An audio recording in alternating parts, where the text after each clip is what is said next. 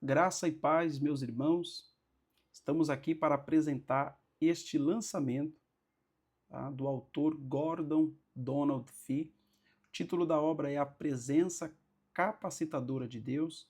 O subtítulo diz O Espírito Santo nas Cartas de Paulo. Uma obra, se você observar aqui, quando você adquirir, ela está em alto relevo, tá bom? Capa dura. Olha aqui a lombar desta obra. Que obra maravilhosa.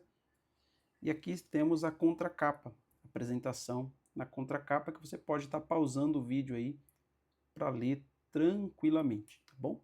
Vamos apresentar ela por dentro, essa obra que era tão esperada, tão aguardada e chegou no cenário brasileiro, tá? Quando a gente abre aqui, temos essa capa aqui, né? Essa bela apresentação. Temos uma capa de rosto aqui, Gordon Fee, a presença capacitadora de Deus.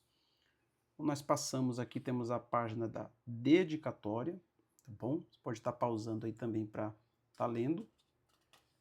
E aqui nós temos essa obra aqui na ficha catalográfica. Vou aproximar aqui para vocês. É uma obra que, como eu disse, estava sendo aguardada aí ansiosamente, porque ela é, como vocês podem ver, de 1994. Então, depois de 31 anos, ela chega em solo brasileiro, tá bom? As citações bíblicas são da NVI, que é a Nova Versão Internacional. Algo interessante também que quem fez a tradução foi a nossa irmã Séfora Carvalho, filha do pastor César Moisés de Carvalho, que é autor, tendo a Séfora como corregente na escrita, daquela teologia sistemático-carismática, uma obra que fala sobre o Espírito Santo com maestria. Eu não conheço, em território nacional, uma obra que fale mais do Espírito Santo, né, se referindo às sistemáticas, do que essa, que também é editada pela editora Thomas Nelson, tá bom? Aqui nós temos alguns dados da ficha catalográfica ainda. É uma obra que conta com 848 páginas, tá?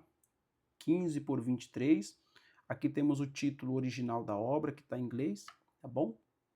E aqui nós temos o sumário desta obra, que nós vamos estar apresentando ela aqui preliminarmente, tá bom? Pois quem conhece o Gordon Fee, ele nasceu em 1934 e faleceu recentemente, no dia 25 de outubro de 2022, tá? Foi um teólogo pentecostal, de cunho pentecostal, arminiano. Ele era doutor em Novo Testamento, tá bom? Também foi ministro ordenado pelas Assembleias de Deus nos Estados Unidos, um profundo conhecedor da língua grega, crítico textual, tá? Ele também é doutor em Paulo. Uma das obras que eu tenho, e que está também traduzida para a língua portuguesa, que é de autoria dele, é aquele livro muito conhecido, Entendes o que Lês, tá? Das edições Vida Nova, que ele escreve com Douglas Stuart. Ele também escreveu aquele primeiro aos Coríntios, comentário exegético, um excelente comentário exegético, que foi editado pela Vida Nova também. Temos aquela obra Jesus, o Senhor, segundo o apóstolo Paulo, que é editado pela CPAD. Temos também aquele livro dele, Manual de Exegese Bíblica, que ele também escreve com Douglas Stuart. Então ele escreveu muitas obras e nos abrilhantou com muitas obras, e essa aqui é mais uma que chega em nossas mãos. Aqui nós temos o sumário deste material, temos aqui o prefácio, a introdução, que é uma teologia do Espírito. Separei essa parte para nós estarmos lendo. Temos aqui, a partir da página 21, a presença capacitadora de Deus. Temos aqui sobre o livro em si, encontrando o centro elusivo. Temos aqui observações preliminares sobre usos, né? Então o uso de pneuma em Paulo, caractere em grego. Você pode estar pausando aí para analisar com mais tempo, com mais detalhe. Temos aqui a análise, onde ele vai começar a discorrer todas as passagens do Novo Testamento, melhor, da autoria de Paulo, né, as 3 epístolas, que aí leva Paulo como autor, ele vai trabalhar todas as passagens que levam a palavra espírito, ou termo espírito, tá bom?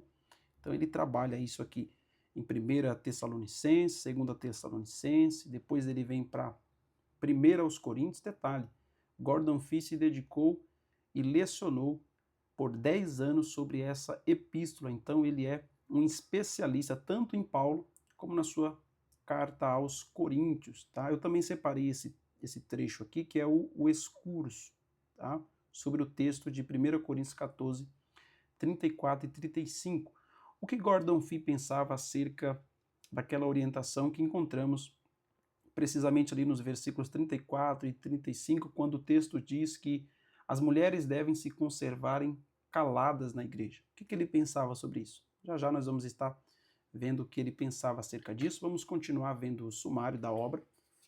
Nós temos aqui, deixa eu aproximar aqui com o celular, com a continuação de 2 aos Coríntios, tá bom? Chegando em Gálatas, Romanos, tá bom? Romanos aqui, conclusão. Lá em cima, as epístolas do cárcere, ou epístolas da prisão, Filemon, Colossenses, as epístolas da prisão ainda continuando Efésios, aqui embaixo aos Filipenses, todas essas referências aqui, com o número das páginas, é onde Paulo vai trabalhar o termo pneuma, tá? Que é espírito nos escritos de Paulo, tá? Aqui as epístolas pastorais, ele trabalhando também.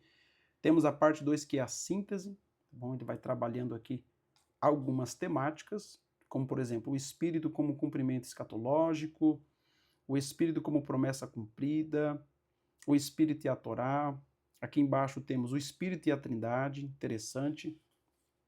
E aqui temos ainda mais o espírito soteriológico, o espírito e o povo de Deus.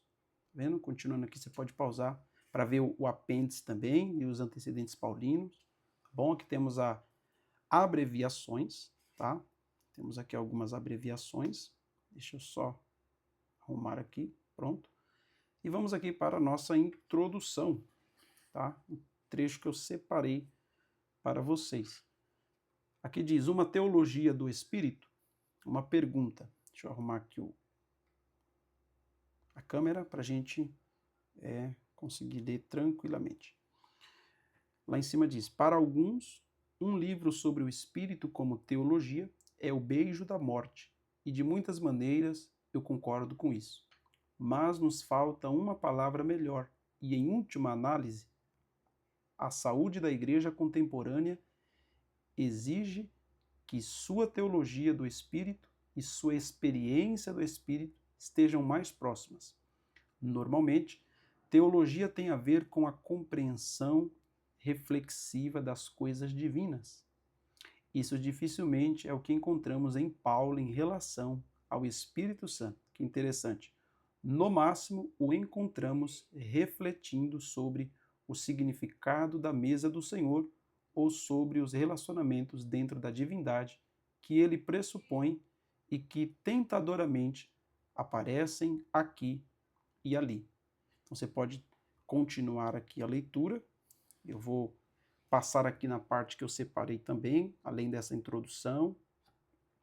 Pode pausar o vídeo aí para ver tranquilamente, tá? A parte introdutória da página 18. Aqui temos mais, tá bom? Página 19, e aqui eu separei essa parte, que é justamente o excurso sobre o texto de 1 aos Coríntios. Vamos ver o que Gordon Fee pensava? Porque para Gordon Fee, os versículos 34 e 35, finalzinho ali do capítulo 14, foi uma interpolação, é um enxerto, aquilo ali não é de Paulo, defendia Gordon Fee, tá bom? Ele diz aqui, ó, em meu comentário, argumentei que esses versículos não eram originais desta carta, nem autênticos de Paulo, tá vendo? Então ele acredita que não é de Paulo, os versículos 34 e 35, uma vez que vários críticos se opuseram a essa posição, geralmente de maneira bastante arrogante, descartando-a sem reconhecer as dificuldades. Escrevi subsequentemente a evidência textual para apresentá-la à Academia na sessão de crítica textual do Novo Testamento, da reunião anual da Sociedade de Literatura Bíblica em 1990, uma vez que a questão para mim é principalmente textual. Como eu disse para vocês, ele é um crítico textual, então ele vai abordar aqui, ó, a priori textual. Continuando, apresento grande parte desse artigo aqui, com exceção da seção final, que é elaborada com o objetivo de abordar duas interpretações da passagem que vêm como se referindo diretamente a algum tipo de declaração do Espírito por parte das mulheres na comunidade reunida em Corinto. Ele diz aqui, ó, 3 questões precisam ser consideradas com certo detalhamento e nessa ordem. Primeiro, a natureza e a importância da evidência ocidental, que tem essa passagem no final do capítulo 14. Ele vai abordar essa questão aqui nas páginas subsequentes a essa. Segundo, a aplicação do primeiro princípio de Bengel, a questão da probabilidade transicional. Ele vai abordar essa probabilidade. E terceiro, a questão da probabilidade intrínseca, incluindo as dificuldades que devem ser enfrentadas por todos os que consideram os versículos autênticos. Então aqui ele já vai abordar a primeira evidência, tá bom?